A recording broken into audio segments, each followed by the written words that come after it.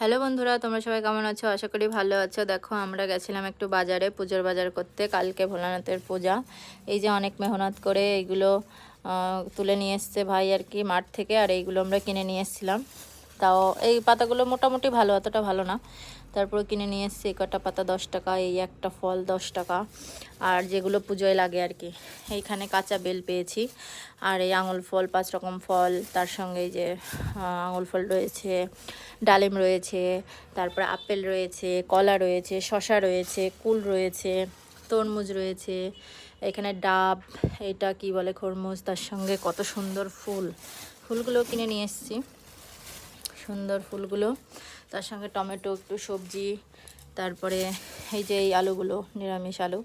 এটা কালকে তো আমরা রান্না করা জিনিস খাবো না, তার জন্য এই কলা নিয়ে এসেছি, আর এই সাগু, এইগুলো দিয়ে আমরা কালকে নারকেল নিয়ে আসবো, আর একটা নারকেল আনতে যেতে হবে। এটা দিয়ে আমরা আর কি কাঁচা মাখিয়ে খাবো। আর এর সঙ্গে এখানে আছে পনির, কারণ বাড়িতে তো আরও লোক আছে, অনু, কথা, ভাই, ওদের জন্য এইগুলো দিয়ে কালকে নিরামিষ খিচুড়ি বা কোনো একটা কিছু করে দেবো পনির দিয়ে। চলো, অনু এখন খেতে বসেছে, কথা এখন খাচ্ছে, আর অনু গেছে একটু ঘুরতে, এখনই আসবে। সবাইকে টাটা করে দাও। টাটা। তার সঙ্গে ও আর ওই যে এখানে কলা, তাই তো, টাটা করো। টাটা।